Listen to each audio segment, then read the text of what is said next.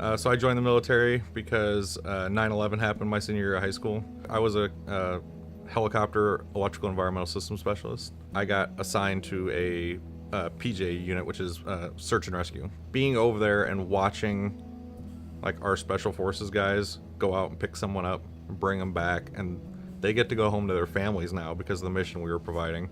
The way I got sick was I got exposed to what's called the toxic burn pits in Iraq and Afghanistan.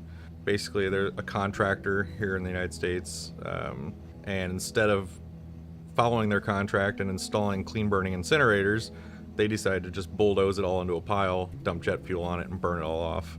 And unfortunately, we slept next to it, worked next to it, worked in them, and it got a lot of guys sick. And you know, you get home and you get these like lasting coughs, and military doctors just want to say like, oh, it's just the Iraqi crud, it'll go away, you'll cough it all out and it'll be fine. And as a lot of us are finding out, it wasn't fine. You know, came home from Afghanistan in mid 2009, and then by mid 2010 my symptoms started really accelerating. You never expect to be, you know, 26 years old and in the best shape of your life in the military, and all of a sudden your body starts falling apart. So I got married right before Afghanistan. It was great. We had a great life. We both came back to the Lord when I started getting sick. You know, she wanted to understand why this was happening to me too, and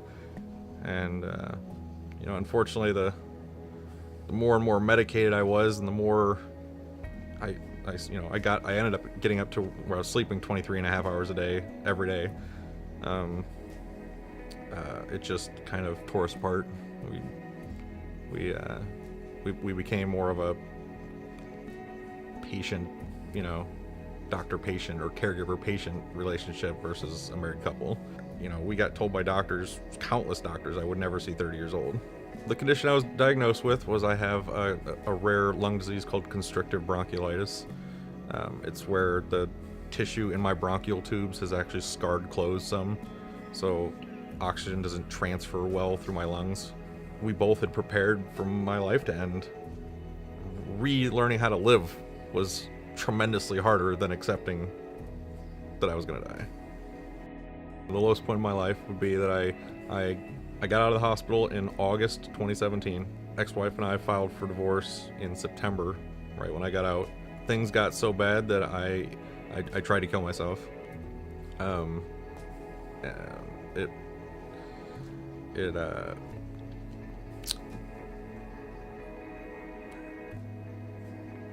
can tell you, in the process of it, I cried out to God and I said, like, you know, just take care of those around me. And then all of a sudden, I had this existential, I don't know if God just like, nope, not letting you go. Like, I've given you back the second chance. You're not going to take it from me. And gave me the energy to get myself back into the house and called my family and let them know like just how, you know, destroyed I was. Dealing with mental and physical problems was more than I could overcome.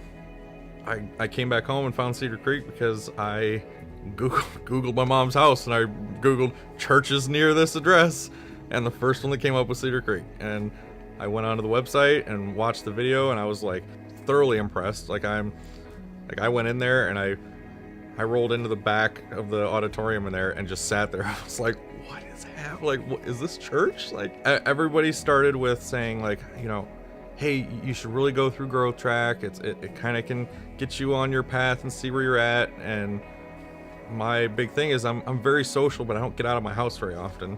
Eventually through the class, they were like, man, I think you would make an awesome greeter. Like, just, you know, let's get it started. And so the very next week after Growth Track, I volunteered, and I've been there almost every Sunday since. I think it's such a duality where I'm getting so much out of it because I'm coming to my house, I'm getting to spend time around amazing people, and I'm getting that social interaction that I love and enjoy and just don't get a lot of.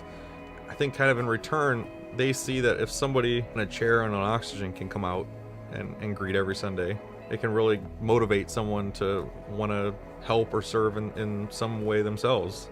like having that church family there that I know I could go up to anybody there and say, hey, like, can you help me with this? Or hey, can I do anything for you? Like, you have to have that connection with other people, because God always says, like, the community is the church.